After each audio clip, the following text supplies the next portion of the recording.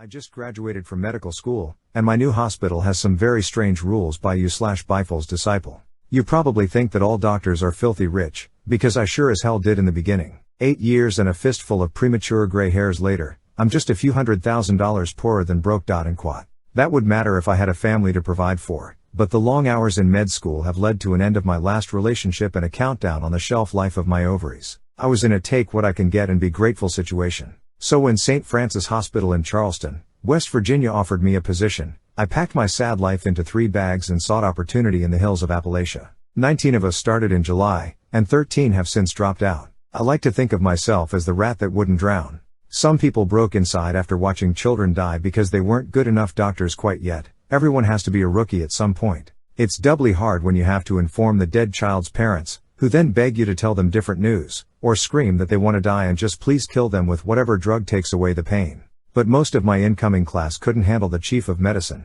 Dr. Vivian Scrit is, without a doubt, the biggest bitch I've ever met. Now I know why. 19 of you start today, and we've got a pool going with bets on how long each of you will last, she told us on day 1. Don't feel any pressure, folks. I've talked with each of you in private, and my expectations are very low. She peered condescendingly over her thin spectacles, snorted, then turned around to walk away. You should know when to follow me and when to stay away, because I'm not going to waste time explaining what you should figure out on your own.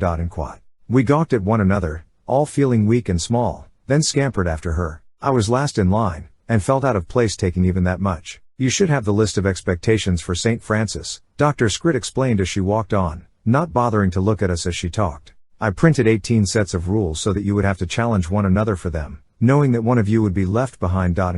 An icy cold settled in the pit of my stomach as I saw everyone look down at a list of rules that only I did not have. If you cannot follow these rules, there will be no place for you in this hospital. It most likely means that you are unsuited to be a doctor, and should consider a profession that demands a weaker mental aptitude. At that, she turned around to face us all. And if you think that I'm the type to give second chances after a mistake, you're woefully underprepared for the world of medicine. She stopped and looked at each of us in turn, apparently expecting a response that no one dared to offer. Well, she shot out in exasperation, why are you standing here? People are dying. Get to work! So I had to wait until one of my classmates died. It took nearly a week. I was working at 3 a.m. because I had only been on the clock for 10 hours. I was rushing into another room so that a patient wouldn't know I was Googling his symptoms. Doctors do this far more than you realize. When I saw Myron by himself in an OR, I stopped immediately. Myron? I squeaked. What the hell is that ? His arms were working furiously, but his back was turned toward me, so I couldn't see what he was doing. Something felt wrong. Myron was the pick of our litter. He'd been top 10 in his class at Johns Hopkins, and he would remind us of that fact in exchange for answering the questions that we were too terrified to ask Dr. Scrit. Slowly, I approached Myron, not wanting to startle him. We're really busy right now, is there something you need help with ? He showed no outward signs that he had heard me. Instead, he kept pumping away furiously at the task at hand. When I was 5 steps from him, I could see drops of blood flying over his shoulder, which made no sense, since he had been alone in the room. Myron? I whispered, barely loudly enough to hear my own words. I slowly crept around his left side, finally bringing the scene into full view. Myron's abdomen was split from sternum to pelvis. His esophagus spilled out, and his stomach sat on the table. A nest of quivering small intestine led from the bottom of his stomach back into his shredded torso. Myron showed no outward signs of pain. He was too busy working. He clutched his own stomach tightly in his left hand, the folds squirting through his fingers like unbaked bread. His right hand was working furiously with a scalpel, sawing his organ into ribbons. Rivers of sweat poured down his forehead with the intensity of the effort. I tried to scream, but it only came out as a moan. That was enough to get Myron to notice me. Slowly, he raised his head. Slowly, he smiled. It was not a happy smile. With eye contact locked on me, he licked his lips, angrily stabbed a piece of his stomach, and lifted it to his mouth. He bit. He chewed. Then he lunged. But most people don't know how to move with their innards splayed out for all the world to see, and this was his downfall. Myron's tattered guts caught on the corner of the table, and he fell to the floor. Finally, he screamed. I had learned very early in my medical career that compartmentalization is indispensable. That instinct took over my brain in the moment, and I acted clinically. Myron was still grasping his scalpel with his right hand. I kicked it, hard, and it flew out of his hands.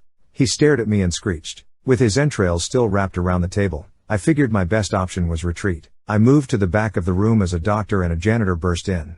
And in possibly the most shocking moment of the night, I realized that they were not shocked. Myron was anesthetized, subdued, and extracted within a minute of their arrival. For a moment, I was alone with a pool of blood and diced stomach lining. And something else. A sheet of paper lay on the floor, its corner just touching the edge of the creeping blood. Myron had dropped his list of rules. The practical part of my brain continued to drive me. I snatched the paper from the ground, then quickly exited the room, taking care to avoid the puddle. I didn't want to leave any bloody footprints in my wake. I knew that I had to read the list as soon as I was able to find 30 uninterrupted seconds to myself. 3 hours later, I had my opportunity and ducked into a janitor's closet. With a shaking, exhausted hand, I pulled the chain on a bare bulb, tried to ignore the noxious smell of leaking ammonia, and read St. Francis Hospital Rules, Guidelines for New Doctors. 1. Never, under any circumstances, share your copy of the rules with anyone else. 2. If any other doctor displays erratic behavior, leave the area immediately. Do not make eye contact. 3. If any other doctor is approached or detained by someone in a janitor's uniform, do not interfere. Never ask about that former doctor again. 4. Never touch any seemingly abandoned Reese's peanut butter cups. Those are Dr. Scrit's favorite candy. 5. Any child that dies in St. Francis Hospital must be cremated within 120 minutes of official time of death. If you suspect this rule has been broken, alert Dr. Scrit, and the hospital will be evacuated. 6. There is no children's burn unit at St. Francis Hospital. If you find yourself there, continue walking until you return to familiar territory. This usually requires traveling in a straight line down the central hallway for 47 minutes. You will not reach a wall during that interval. 7. This rule is on a need-to-know basis. 8. A small quantity of sulfuric acid is kept in every room. This is only intended for use on patients with severed spinal cords. If they attack, a hypodermic injection of H2SO4 into the cranium is the only way to subdue the subject. 9. The morgue must house at least 13 cadavers at all times. 10. If find yourself on the hospital roof with no memory of how you got there, you have only 2 choices. Either wait for an extraction team to find you, or jump 4 stories to the sidewalk on Court Street. 11. If you see room 1913, do not look directly at the numbers.